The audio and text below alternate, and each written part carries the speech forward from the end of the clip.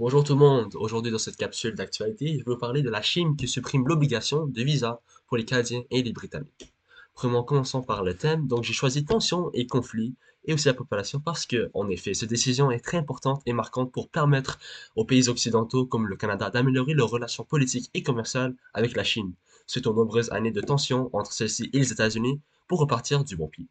Ceci mènera donc également un impact au sein de la population, que ce soit culturellement ou économiquement, car l'augmentation des interactions entre les pays occidentaux et orientaux permettra de croître à nouveau des échanges entre les deux mondes. Pour la localisation, donc les visites ainsi que l'entente se déroulera principalement à Pékin et aussi à Shanghai en Chine, mais les pays concernés dans cet accord sont la Chine, le Canada et le Royaume-Uni. Pour les faits, donc pour la cause, comme je l'avais mentionné plus tôt, depuis les tensions géopolitiques et économiques entre les États-Unis et la Chine, le Canada lui aussi avait des relations tendues envers celle-ci. On pourrait penser par exemple à l'arrestation de la dirigeante de Huawei à Vancouver en 2018, à la demande des États-Unis, et par conséquent à l'arrestation de deux Canadiens en Chine. Cependant, ce qui va vraiment enclencher le Canada à faire cette entente, et notamment pour ne pas être complètement dépendant des États-Unis, surtout suite à la prise des dernières décisions du président Donald Trump d'augmenter les tarifs et à l'instabilité géopolitique entre les deux pays.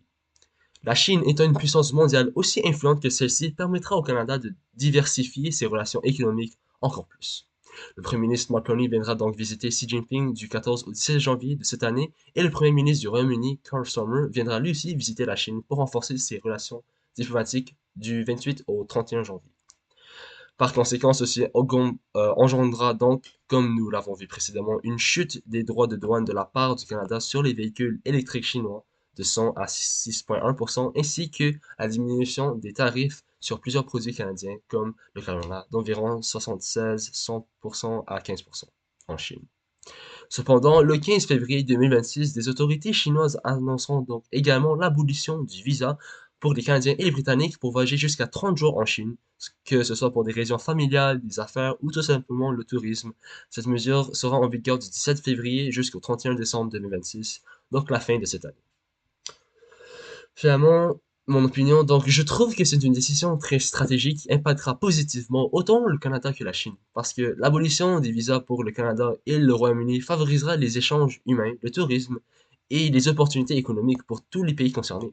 Cette mesure montrera également que la Chine et le Canada peuvent utiliser la diplomatie douce pour améliorer leurs relations, même après des tensions passées.